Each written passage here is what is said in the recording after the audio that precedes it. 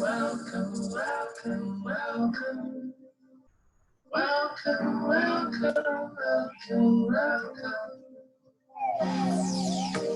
This is the Air Hustling Podcast with your host, James, Eric. Welcome, welcome, welcome. Welcome, welcome, welcome, welcome.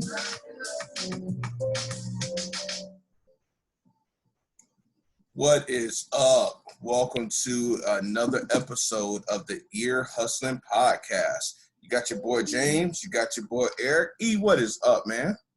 Not too much, Mr. Montgomery. How goes things down over there in the great city of Athens? Yeah, Athens, exactly. Not Greece, by the way. This is Athens, a suburb of Atlanta, GA. Also, Bad Street, USA, for those wrestling fans out there. But up here visiting my son. This is Eric. This is episode 28, man. What is going on, man? How's that happening? Man, I have no idea. I think the public out there is probably, I guess, feeling sorry for us. And as far as tuned into our show, I don't know.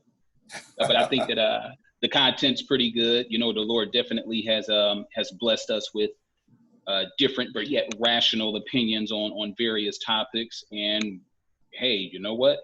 As long as the public keeps allowing us to come into their homes, we should keep doing it. Yep. That's true, man. That's true. Well, listen, this show I've been looking forward to. It's a surprise for you. I kept it a secret purposely on who our surprise guest is. Matter of fact, it's a huge secret. My question to you is, are you ready to find out who that guest is? Yeah, man, I would love it if you had like Beyonce or Kerry Washington, like, come through. You got one of them? Well, you know what? Not quite. They do have some kind of celebrity status though. So okay. You gave a couple of guesses and both of them are wrong. But here goes, man. Tonight's guest, without further ado, is you. Me? You. I'm going to interview you, man. I got questions ready to go, stuff that I want to know, stuff that people want to know. People want to know who is Eric Smith. And I'm here to get the answers. I'm here to ask the tough questions. So are you ready? Yeah, I think I'm ready. I mean, if it's about me, hell, I don't think anybody knows me better than me other than our personal Lord and Savior. That's true. But before we get to that, I got another surprise for you. What's that? That surprise is coming in 5, 4, 3, 2, 1. I was hoping my countdown was good, and it's not. Here it is. I got a special guest to come onto the show. He is onto the show. He's going to help me out here. Randy, what's going on, sir? Hey, I am doing great. How you guys doing? Wow. Man, we're doing great. We're doing good. Hey, Randy. So I surprised Eric. I'm good. He had no clue that I was interviewing him today, and he had no clue that you were going to be on the show. So, Randy, Wonderful. Before I get to my questions with Eric, I'm not going to hold you hostage for those. I was hoping that you could just share a quick story, a little bit about Eric. What do you know about him? What does he mean to you? That sort of thing. Boy, I've known you for about 4 years now. And I met Eric I first met him at a church meeting. And I remember how impressed I was with him. Tall, handsome guy. And he has this aura about him that makes you want to come up and talk with him. And he's a very friendly person. I was attracted to him because he was so friendly and outgoing, and I just consider him a friend. And Eric, I want you to come out for a vacation. Oh, Randy, I have to get out there, and I don't know if I'd be able to keep up with you as far as hiking. But I definitely want to come out there. I know it's some beautiful scenery out there in Utah. So I definitely want to get out there sooner rather than later, especially with this pandemic. We don't know when our last day is going to be today. So I definitely need to get out there for sure. Oh my goodness, this pandemic is so crazy. Here in Utah, it's spiking up, Mm. and it's become a political thing of whether to wear a mask or not, which is sad. The governor, Republican governor, will not mandate everyone to wear a mask. He said we should wear one, but he won't mandate it. But luckily now the major stores are mandating it. Walmart, Target, the grocery stores around here, Kroger, they're all mandating masks. So that's a good thing. And hopefully that will stall it out. Wow. Wow. Well, Randy, first off, I do have one question for you. When I asked you to Yes. talk about Eric, were you talking about that Eric that, you're friendly, tall, handsome? Were you talking about that Eric, or was it a different Eric you're talking about? No, that's the one. Can you believe that? That is the one. Yeah. And you said friendly. Friendly, yeah. I would take all of those compliments. Everything is true. So, Yes. Hey, it is true. Yeah, I definitely feel that it's true. Well, I don't know about that. No, I'm just kidding. No, I would agree, Randy. Don't tell Eric I said that, but I would agree. Yeah. Randy, In thanks fact, so much I for. really miss Eric. I enjoy talking. We've talked a little bit on the phone, but not enough, Eric. So feel free to anytime when you want to talk, and I'll call you, and because I do miss just talking with you. I miss you too. Hey, I love you and I love your family, and I appreciate everything that you've done for me. Well, Jan and I love you too. We really do, and we miss you. All right, Awesome. Ditto. So looking forward to seeing you soon. Yes. Randy, thanks so much for coming on and doing this for us. Oh, absolutely. Thank you. Eric, it's so good to see you. All right, you too. Thank you. All right. See you, Randy. Hey, thanks, James. Talk to you later. Bye-bye. Yes, sir. Bye. All right, Eric. No, I don't think there's any more surprises, but you never know. You don't think? I feel like that this is your life segment. Hey, that's funny. All right, so before we get started in the questions, I just want to kind of share some things as well, kind of like what Randy said. Eric, I've known you for a long time, longer than 4 years. I've known you since, the mid-90s. I'll leave it there. That's long enough. And honestly, you've done a lot, man. You've been a great friend to many people, that I know. So you're an awesome dude, and I really want the audience to kind of see who you are, right? So and get to know you a little bit, and know who the one half of the Ear Hustling podcast know who that person is. So let's get to it. Right, tell us a little bit about your background. Oh man, should I start from day one? I mean, you probably don't remember that, and plus, you know what? I'm not sure if you remember Jesus babysitting you. He still babysits me, to be perfectly honest with you. That's probably why I'm still around today to tell my story. Background. So I was born in East Chicago, Indiana. Was there till about the age of 5. Parents migrated over to Detroit when the auto industry was booming. Couple of not so known facts about my childhood is the fact that I was adopted 2 times. My grandmother, when we came to Detroit, adopted me and adopted my oldest sister, Angela, and then my auntie, my mother's biological sister, she adopted Nicole. After my grandmother passed away, my auntie wind up adopting me and my sister, Angela. So I was adopted twice. So I've had the fortune of having some really, really great, selfless people take, I guess, like an investment in my future by adopting us. Graduated from Osborne High School, went to, probably fast forwarded through a lot of stuff because I really wasn't prepared to talk about this, but let me go backpedal a little bit. I'm a person that had a really horrible time stuttering as a child due to seizures. So I really didn't start talking clearly till about the 8th grade. I've met some wonderful people along the way who were non-judgmental. I met my best friend Ruby in 6th grade when I broke my leg. Matter of fact, I broke my leg twice and got my ankle cracked when I was in junior high school playing baseball, playing basketball, and just being a klutz skating. Now, crossover was killer back then. Keep going. No, sir, not. I didn't break my leg getting crossed over. It was just like some freak accidents. Well, like I said, overcame my stuttering problems, overcame my seizure issues.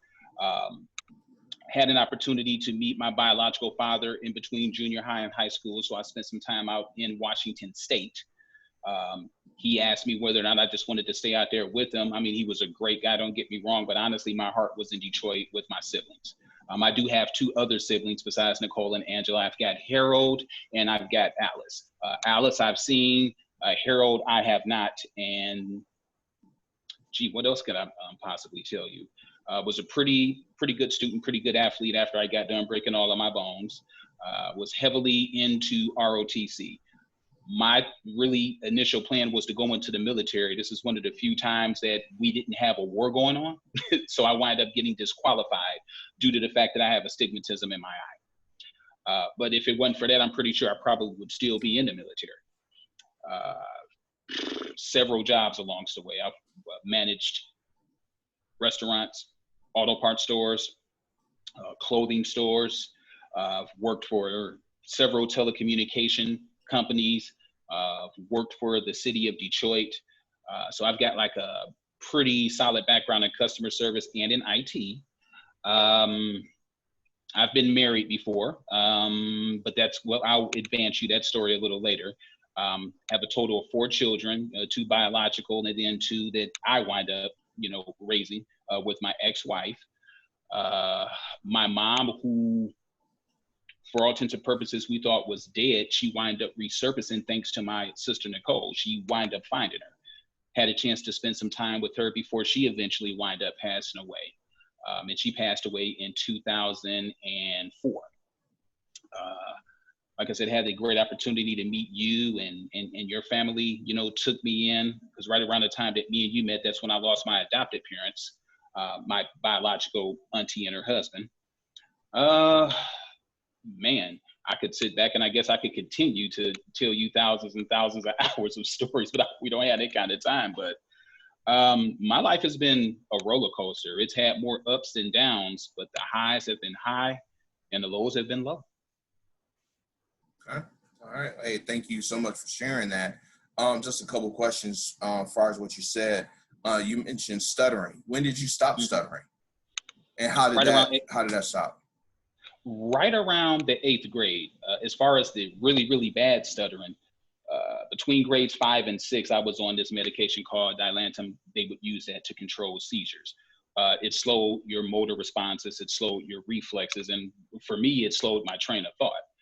So it had weakened this muscle up here, like in the tongue. So anytime that I was getting ready to talk, like the real tricky sentences, phrases, or if I would become nervous, then it would trigger. A kid stuttering with a lazy eye, just a target. I would just stutter because people would always used to try to just pick with me. I was skinny, quiet, reserved, and my auntie, we'll call her Ella because that's what her name, my auntie, we'll call her Ella so I don't confuse everybody. My Aunt Ella, who was in the medical field, just took me off. She completely took me off, cold turkey. And then she wind up paying for speech therapy for me, as well as the speech therapy that the school provided.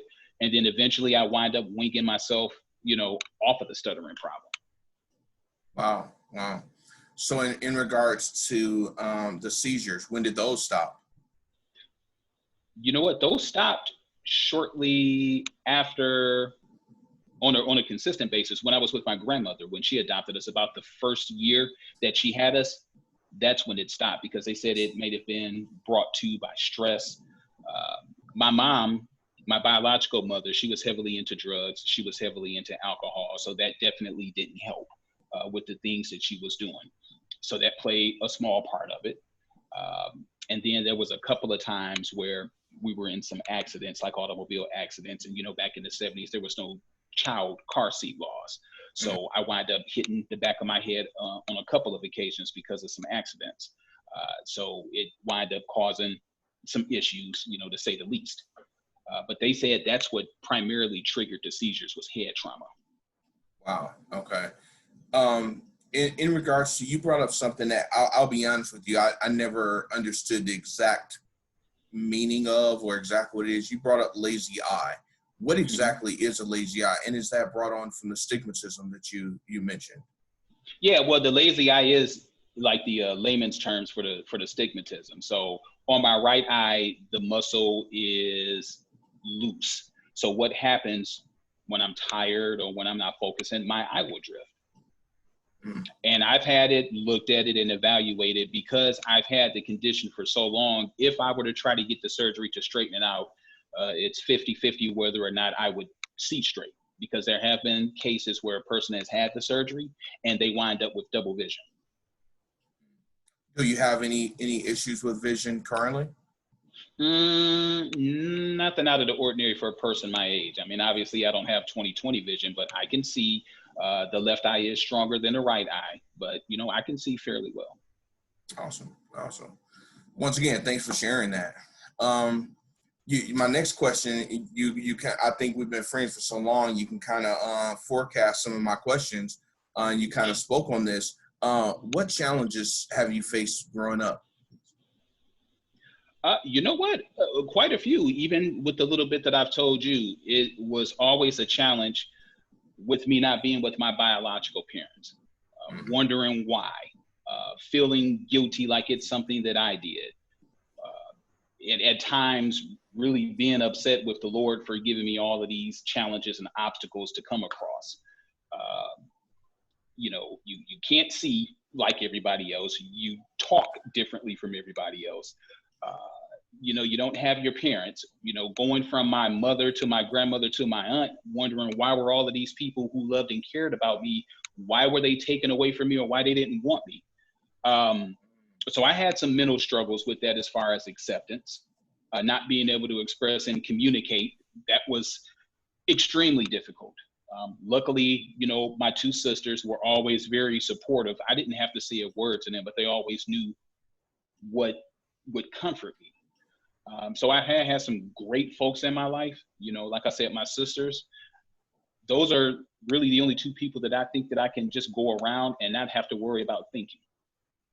They take care of me, they make me feel safe. And, I have a lot of other folks out there that have taken excellent care of me too. Like I mentioned, my friend Ruby, a longtime friend, my friend Jonita, longtime friend. I've known both of those ladies for about 30 years. They families have welcomed me and accepted me. Like I said, again, much like your family did too. My godmother, Minnie, who's still around. So they've helped me overcome a lot of those challenges. And they reminded me that there's only one me. And when I overcome these challenges, I'm a far better person for it. It's funny, all these years that I've known you, I never knew that you were quiet or reserved. Those are two words that I would never use to describe Eric Smith. So just FYI on that. Well, you know what? It not to interrupt you, but I spent so many years being quiet. I vowed that I'm not going to be quiet when I feel a certain way about something. I'm not going to argue or try to belittle somebody to try to get my point across, but I'm going to say what I have to say. And if you don't like it, well, then you just don't like it. We can still be cool. But if you try to, bitch and complain at me and try to get your point across, I'll just get up and walk away. Well, I'm going to tell you something that I probably never have told you. I've always joked around with. But in all seriousness, I accredit my personality a lot to you, because when we first started hanging out back in those mid-90s, let the record state, y'all, I was quiet, I was reserved, I was shy, I was that guy. And I saw this guy, first of all, he invited me out to a cabaret in Detroit, and this was before I turned 21. And I went, and I saw this social butterfly over here just doing all the things that he used to do. He would be the guy that never sat down, dancing with every woman in the hall, whether they was with someone or if they weren't. and he didn't give two shits about it. And I was the guy who was sitting on the wall looking like, I wish I could do that. That was me, and eventually I'm like, you know what? If he could do it, I could do it. Look at his confidence, So I'm like, let me give it a shot. And luckily, the first person I talked to, they gave me their phone number. They didn't knock me down or nothing, because otherwise I probably still been sitting on that wall. But seriously though, man, just your confidence, and obviously I see where it come from. Everything that you've had to overcome in life.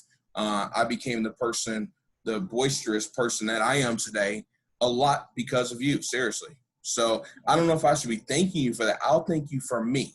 I don't know about the listeners and my wife and my family, what they would say, but thank you. Well, you know what? Well, I appreciate that. That really does mean a lot coming from you. But you always had that in you, though. That was always you. It was just deep inside. Well, the same could be said for you too. You know what? How can I put it? I can't say that I never not had confidence. It was just trying to get people to see beyond my imperfections. Mm-hmm. All of us are imperfect, and I had a lot of imperfections going on. Still have a lot of imperfections now, but all I ever just asked was for a chance, whether it was socially, whether it was just getting people not to be judgmental. It was just one of those things where the women that were in my life, and primarily they were just like strong women. The only two-parent household that I was actually in was my Aunt Ella and my Uncle Charlie. Being raised by strong women, and then having that man influence for the first time in my life when it was crucial that I had that, which was during my teenage years. He was rough. I was in a house with nothing but women, and it was just he and I. There was a lot of stuff that he would tell me that he would tell me that was going to happen in life. He was like, sometimes you're going to come across situations fair and or unfair. You're just going to have to eat the shit and like it, pardon the expression. And I always used to get mad at him. Like, well, what do you mean like by that? He was like, look, you can be right as right can get. There's going to be situations where even though you're right, you're wrong. So the right choice isn't always going to be popular or easy, but you're going to have to eat your shit. You're going to have to like it. And then at some point that situation is going to pass and then you move on. So he was real chill and real laid back, or walk softly but carry a big stick sort of person. Mm-hmm. So I think I get a lot of my personality in the way that I take life situations because of him, and just watching his approach. My Aunt Ella was a little spitfire, yelling, cussing folks out. He was chilled and reserved. Never saw him disrespect her. Never saw him raise his hand. Never hardly ever watched him raise his voice at her either. Now there's times where she was going on and then he would shoot a look and then instant silence. But, that's just the respect. You can be right or you can be happy. That's what he told me.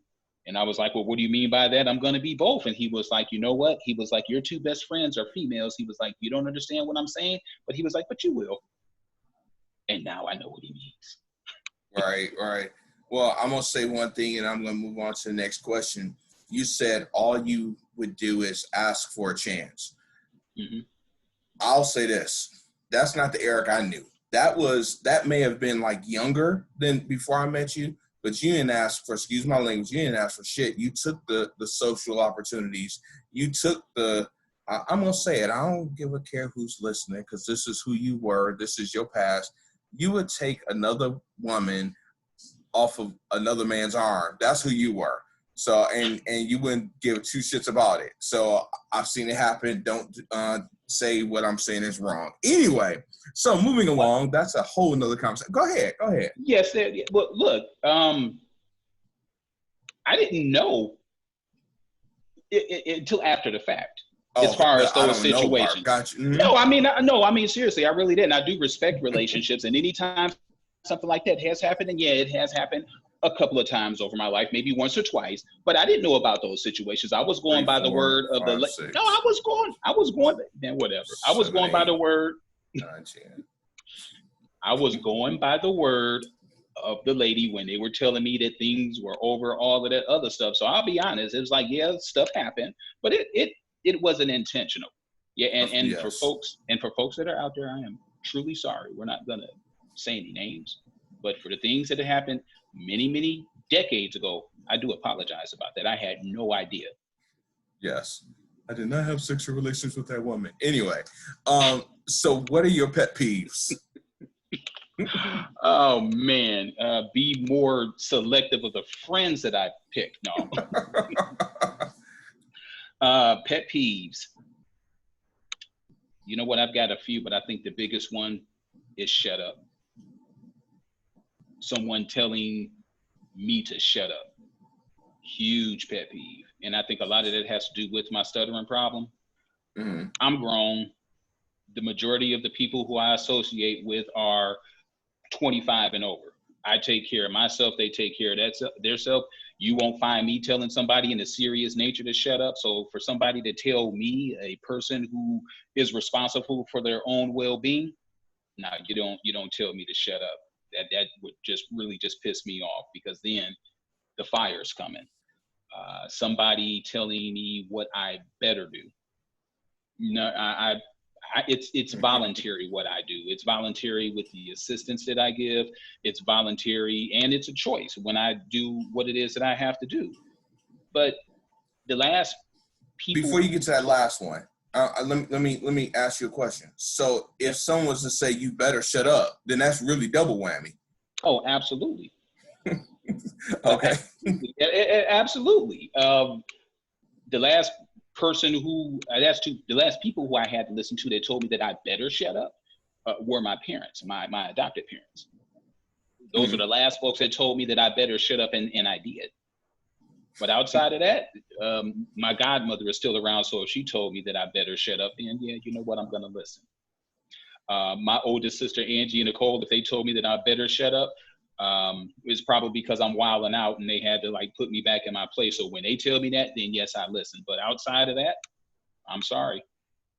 Like friend or foe, ain't happening. So you realize that we know some people that are just as outspoken as us. Mm-hmm. And if they're listening to this show, if they're watching this show, they just might test you with that. You do realize that, right? And they're going to do it playfully, but they're going to do it. I know they are, but honestly, life is a test. You think about all of the things that we've been through since we've known each other. Life is a test. It's a pass or it's not a pass or fail. It's a succeed or not succeed sort of test.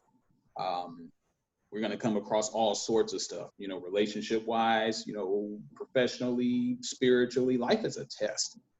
Mm-hmm. And like I said, my test, thank goodness I haven't got the final grade on it yet. Mine's is still in progress. But man, life is a test.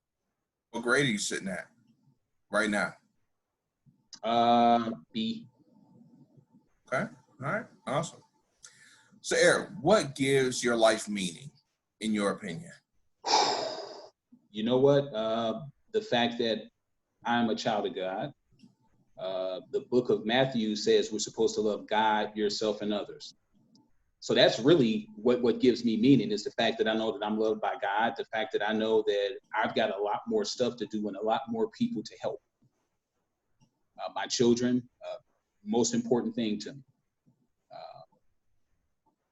It's really all about them. And some of the actions that I've done in the most recent past, believe it or not, has been with them in mind, just so I can be here. Because there were some things that have happened over the last year or two, and I've done some stuff that may not make any sense, but it was either that I take those actions or I'm not here for them when they're going to need me most later on during their life. Well, you mentioned the book of Matthew. I'm going to say from the book of James, I say you got to do what the hell you got to do to survive in this world. But anyway, that's a whole nother conversation. Yes, it is. What is missing from your life currently? You know what? What is missing from my life? That's a really good question. I've got a strong support system now. I really, honestly, just kind of like fulfilling my dreams and just kind of like checking off my bucket list. Starting this podcast with you was on my bucket list. Just going through those things, a lot of the first time experiences, going on an Alaskan cruise, helping some folks really start their business and just kind of live, just kind of like living a dream through another person's eyes. But man, what's missing? I really can't say that there's too much missing, because the things that I do want to do, they're in progress. Oh, see, I struggle with something now, because it's something I really want to say. And if it was just me and you talking, I wouldn't even hesitate to say it. But there's other people listening in to this conversation. Okay. So I'm debating on, should I be open and honest, or should I just move on? Now, the open and honest, I'm gonna let you pick, and don't feel like you gotta pick me to be open and honest. If I'm open and honest, if certain people are listening, it can be taken as a slap in the face. Not intentionally done. I'm just stating fact. So tell me, sir, open and honest, or move on to the next question? Man, we have to do open and honest. Like good, right. Bad, and different. Got to be honest. From where I sit, that's key. From where I sit, the thing that I know is different about you right now is you are with someone that you are yoked with in a way that you haven't had in a long time. No disrespect to anybody, but that's just fact. So I think that's a reason why you also feel like you're not missing anything in life, because you do have you have an equal, you know, and you guys are out for the same things. You guys are looking to do big things, and you know that you both are carrying your own weight. You know, I think that's a something big. Once again, knowing you for a long time, knowing a lot of your relationships, you know, and a lot of your relationships, not all, but a lot of your relationships, you've always been the giver. You haven't had someone that's taken care of you and had your best interest in mind. It's always just, from where I sit, it's always been someone that just kind of have been receiving and not giving, and that's what's different now. And seeing this later on in life is a good look for you. Just my opinion. Well, thank you. I appreciate that. No problem. All right. Shady James is going away for a minute. Next question. How you mentioned you know, going through a divorce. How did you deal with your divorce? That's something that a lot of people have experienced. You know, we look at the marriage rate, you know, marriage to divorce ratio. It's high. It really is. So how did you deal with it? This is definitely something I feel a lot of our listeners can relate to. The divorce was very difficult from a lot of perspectives. When you were married, well, when a person's married, you know, you give up the I for us. Like I said, we raised 2 children. We had 2 children together. It was difficult. My whole life, for the 15 years we were married and the 3 years we were dating, for 18 years, my life was all about being a family man. It was about being the dad. It was about being a husband. It's about being a provider. It was very, very difficult. Not from the standpoint that it was her, because after a while, you get over the fact that that person doesn't want you anymore. You know, she apparently thought that something else was better than what she had. Obviously, I had disagreed with that, but you know what? It is what it is. I can't make a person love me. Love is a choice. The important thing is that I sunk into a deep sort of depression. With that in my life, didn't really feel like that I wanted to date. I honestly, with you, there was probably like a 3-year stretch where I didn't have sex with anybody.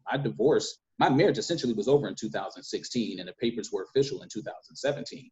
So for a 3-year stretch, I was totally secluded when it came to like dating, really even looking at anybody. I was so messed up, James, and I'm pretty sure you can allude to this because you actually had paid for a ticket for me to come down there to see you over in Georgia, because I was really just like that, just out of it. I wanted to pick up. I wanted to move out of the city. Really didn't care. I just wanted to get away. It was difficult, but guys like Randy was very instrumental, as well as you. And then another gentleman, his name is Timothy Black, and he just recently passed away. You guys were instrumental in reminding me of who I am. Just because you get divorced doesn't mean that you did anything wrong. I'm not even going to place the blame on my ex-wife. She did what she did for the reasons that she did. You know, what's done is done. The hard part after I got over the initial rejection was really not seeing my kids every day. I saw my kids every day, tucked them in, got them up in the morning, got their stuff ready for school, helped them with their homework.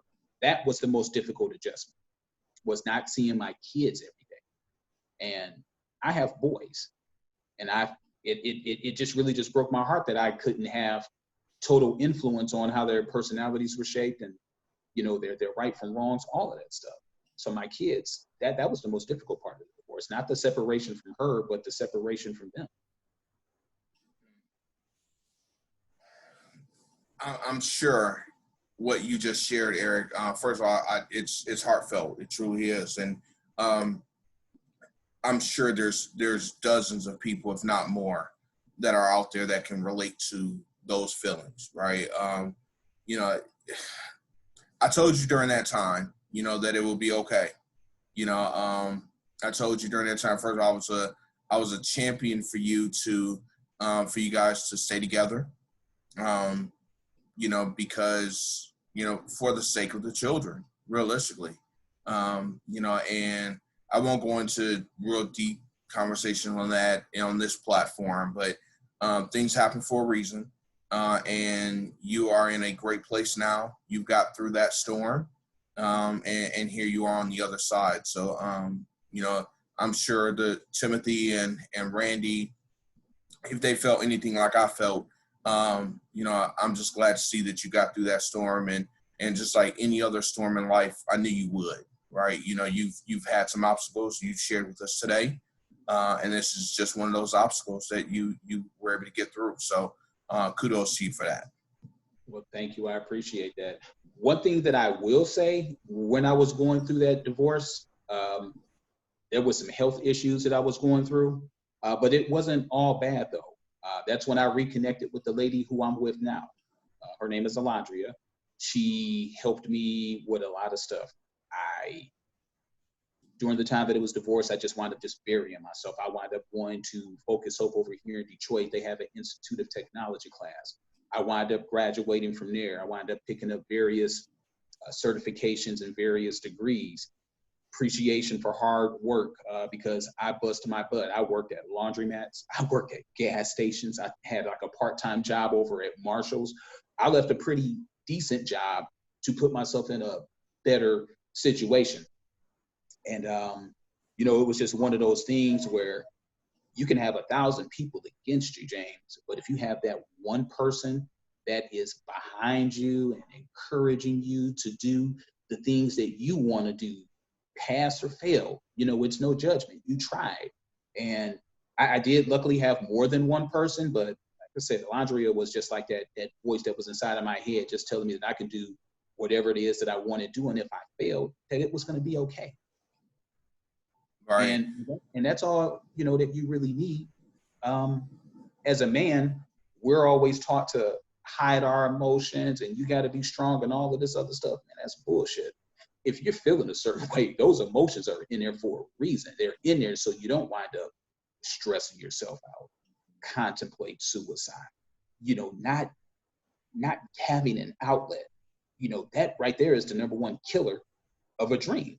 There were so many times where I wanted to quit because it was hard, James. It was extremely difficult to be able to, you know, go through that. Working at a gas station from like 10 at night till like 6 in the morning. And I had to be in class at 8:30 and the class ran from 8:30 to 4, functioning off like 2 or 3 hours worth of sleep, 5 days a week. And then just, James, it was a helly hard situation.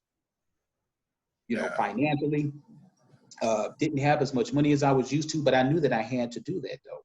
I did that for like, that was like it was a 20-week program that I went through. So for 20 weeks, and then the 2 weeks that it took me to find a job, that was hell. And then this entire time going through the divorce and listening to this and listening to that and all of the other spectacles that goes on, you know, with the breakup, you know, my kids aren't quite right. And it was very difficult. But, you know, again, we can always point out the bad things that happened, but I have to say that that was probably the best thing that happened to me in the long run, is the fact that that relationship wasn't working for us. And the fact that it was severed now allowed me to do more things for myself. And as I'm able to do more things for myself, I'm able to do more things for the people that I care about.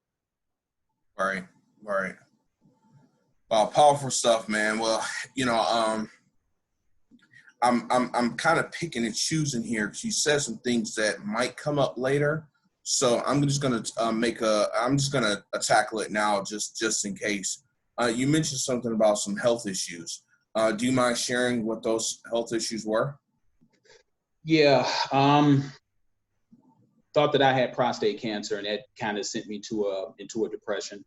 I got it to a point where I really didn't talk to anybody. I didn't talk to you. I didn't talk to any of my friends. I didn't talk to my sisters. I didn't talk to anybody. My family has a history of cancer, various sorts of cancer. And that sent me into a depression. Fairly healthy, no issues or concerns.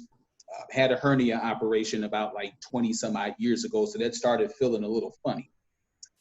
Went for a prostate exam, and the blood work came back suspect. I think that's the word that they used. So had the test done immediately, but I didn't want to find out what the results were. I sat there. I guess it was one of those things where it was better not to know than to know, if that makes any sense. And even though I knew that eventually I was going to have to deal with it, it was just depressing thinking that after all of the stuff that I had went through just to be taken out from prostate cancer, it was depressing. It really just sent me into like a deep, dark place. And then there were other things that were happening too. But it was extremely depressing because I don't want anybody to take care of me. I want to take care of myself. If maybe that's me being selfish, I know that there are people out there that love me and that'll take care of me, but I don't want to inconvenience my kids. I don't want them to feel like they have to take care of me. I want to still be able to take care of myself. So I was in a pretty dark place with those health concerns. Thank goodness I don't have prostate cancer. So I'm very happy about that, obviously.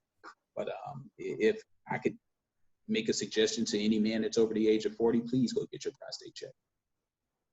Yeah. Well, we definitely going to touch back on that shortly. All I'll say is this: I don't think that's selfish the way you think. I think it's prideful. I'm just going to just shoot it straight with you. That's prideful, and you got to lose that, man. You know, we are all here. We're not put on this world to be individuals. We're people.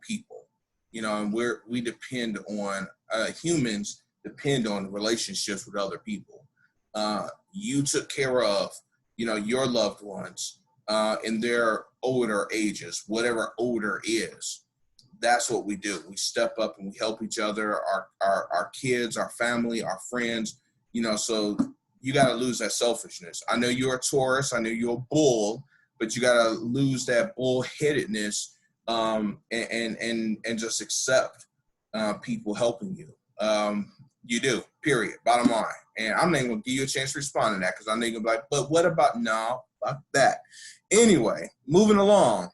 Well, I will say this in see closing. That bullness in you. Well, no. I just want to just be fully transparent. Is that you did go off on me pretty good.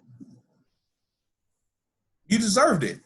Yeah, I definitely deserved it. But did you have to get your mom on me though? You do know that her and I had a few conversations about that.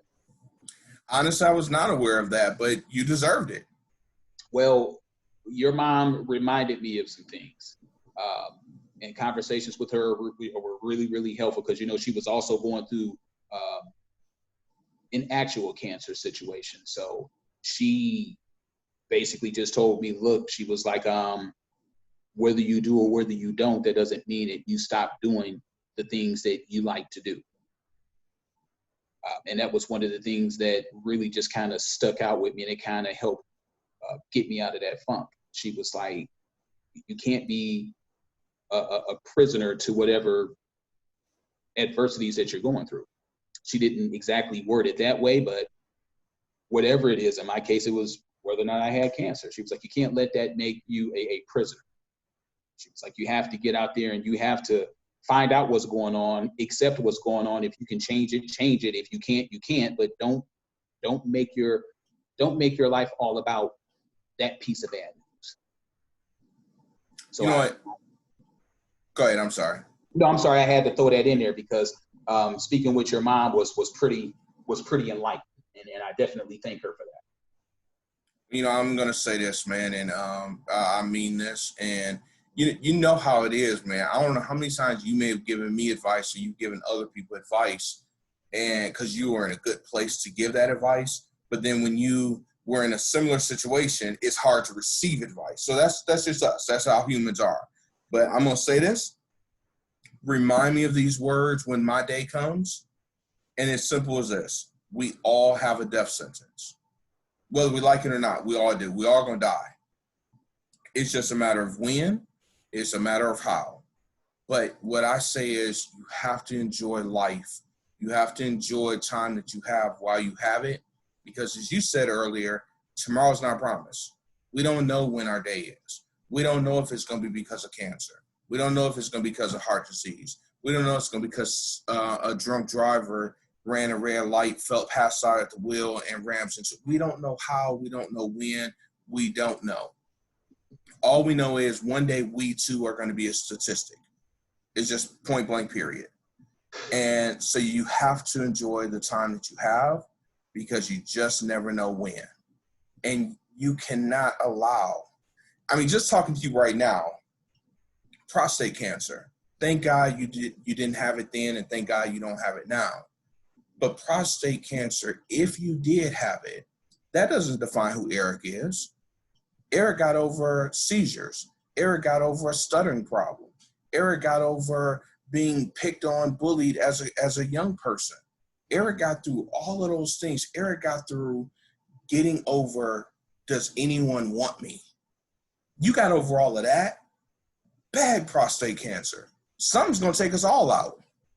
So like I said, this sounds all real good, me saying it. When I get down about something, remind me I said this. Play this clip back, whatever you need to do. But yeah, it does not going to define you. It's not going to define any of us. Lung cancer didn't define my mom. You know, when I think about my mom, I don't think about her being sick. I think about how giving she was. I think about how loving she was. You know, and same with you. When you think about your friends, when you think about Timothy that you mentioned that just recently passed away, I'm pretty sure you don't think about what, unfortunately, I hate to say it this way, what took him out. You think about the man he was to you. You think about the man he was to others. So that's not going to define you. Right, now I'm going to pass around the virtual collection plate. My Cash App is $, I forgot what it is, but I'm going to get that to you. Anyway, moving along. So this is a great time to bring it up. I want to say it's around 2018, 2019. We lost contact for several months. You came up missing on me. I felt ghosted, man. I took that shit personally. I'm just kidding. No, I did, though. I did. I'm like, you know what happened? You know, where did Eric go? You know, we never really talked about it. You know, we just picked up the phone, talked to each other like we've done so many times in the past when we've fallen out of contact for one reason or another. And we just picked up like we never left off. What was going on during that time? Is what you just talked about? Yeah, definitely was. It was just like I said, I was just in a dark place. So yeah, that's what happened, and I'm not proud of that. But I felt like less of a man, to be honest with you, because I worked hard to you know, be independent and do all of that other stuff. But it was just like the health issues and the divorce, and then like my housing situation, and then, you know, things were just happening just like left and right. Like, man, it's like, can I get a break? And I honestly, I wasn't feeling suicidal, but I just wanted to just isolate myself. You know, I was just functioning mentally, but it was like I was in a fog, and I didn't want to talk to anybody. I knew what to do in order to get out of that funk, but I just didn't want to get out of that funk. And honestly, the The two people who did get me out of that funk was my older sister, Angela, and Alondra. Those were the two folks that got me out of that funk. So I started to turn that corner when she came up from Mississippi to see me. At the time, she stayed in Jackson, Mississippi. So we were talking. And then when she came from Jackson to Detroit to see me that first time back in 2018, it kind of got that spark back. She reminded me of who I am, the things that I've accomplished. Just because someone is treating you bad doesn't mean that you deserve that treatment or you even did anything for that treatment. So those two, were very instrumental. You were always like instrumental. No disrespect, I love you like a brother, but it's just something about having support, of a significant other that brings you out of certain situations. Bro, I know I can't do to you what she can. I know that. Praise the Lord, not being judgmental. You made it very clear you got your spark back at that time. I knew exactly what you were talking about because earlier in this conversation, you said it was like 2 or 3 years that you went out without having sex with anybody. Then all of a sudden you got a spark. So you ain't got to explain, bro. This is a family show. No, it's not. But you know what? It wasn't even about the sex, to be honest with you. It was about she made love to my mind. She made love to my mind. Oh shit! How Eric got his groove back. Yeah, I mean, for lack of a better word, it didn't even have anything to do with that. It was the fact that she poured something into me that was stripped away. And it was just one of those things where it was like an aha moment, like, well, damn. It's like, all of these bad things were happening, but yet all of these other accomplishments were happening too. I started working for the city of Detroit, started getting, accolades there, just started reminding me of who I actually was. But, before then, I'm not going to say I was underachieving, but I was setting very low goals for myself and I was hitting them. I was hitting the low goals. And it's like, it's no challenge. I'm like, I'm not about to, be doing what I was doing then for like the rest of my life. It's like, I'm better than that. And it's like, I'm not used to really failing. Even if I don't accomplish a goal, I always try to take something out of something.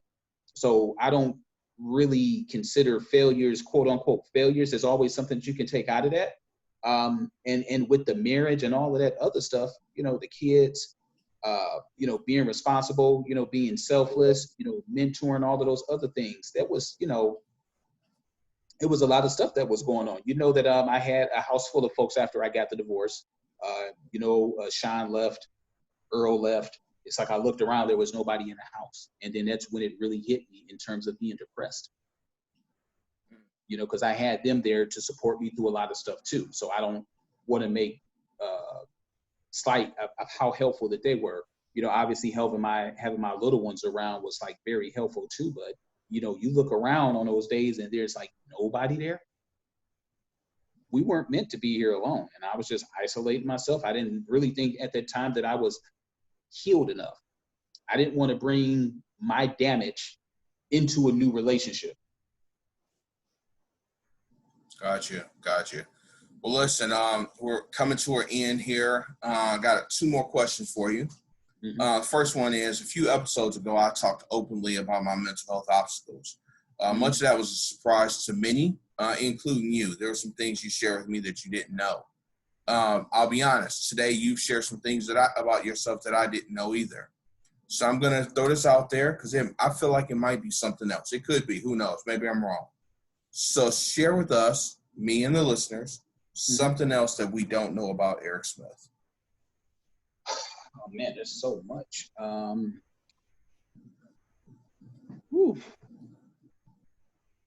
Man, something about me you don't know.